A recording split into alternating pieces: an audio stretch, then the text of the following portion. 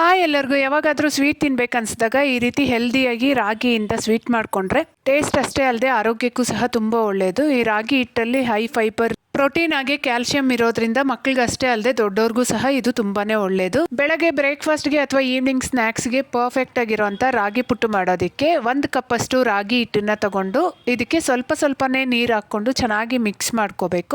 ಒಂದೇ ಸಾರಿ ನೀರು ಹಾಕ್ಬಿಟ್ರೆ ಇದು ಅಷ್ಟು ಚೆನ್ನಾಗಿ ಬರಲ್ಲ. ಉಂಡೆ ಕಟ್ಟದಿರ ಚೆನ್ನಾಗಿ ಮಿಕ್ಸ್ ಮಾಡ್ಕೋಬೇಕು. ನಾನು 1 ಕಪ್ ಅಷ್ಟು ರಾಗಿ ಹಿಟ್ಟಿಗೆ 1/4 ಕಪ್ಗಿಂತ ಒಂದು ಸ್ವಲ್ಪ ಜಾಸ್ತಿ ನೀರು ಹಾಕ್ಕೊಂಡಿದ್ದೀನಿ. ಈಗ ಮಿಕ್ಸರ್ ಜಾರ್ಗೆ ಹಸಿ ಕೊಬ್ಬರಿ ಹಾಗೆ 2 ಏಲಕ್ಕಿನ ಸಹ ಹಾಕಿ ಚೆನ್ನಾಗಿ ಗ್ರೈಂಡ್ ಮಾಡಿಕೊಂಡು ಅದಕ್ಕೆ ಮಿಕ್ಸ್ ಮಾಡ್ಕೊತಾ ಇದ್ದೀನಿ. ಈ ರೀತಿ ಮಿಕ್ಸ್ ಮಾಡ್ಕೊಂಡಿರೋ ಅಂಥ ರಾಗಿ ಹಿಟ್ಟನ್ನ ಸ್ಟೀಮ್ ಮಾಡೋ ಅಂಥ ಪ್ಲೇಟ್ಗೆ ಅಥವಾ ಇಡ್ಲಿ ಪ್ಲೇಟ್ಗೆ ಹಾಕಿ ಇದನ್ನು 10 ರಿಂದ 15 ನಿಮಿಷ ಸ್ಟೀಮ್ ಮಾಡ್ಕೋಬೇಕು.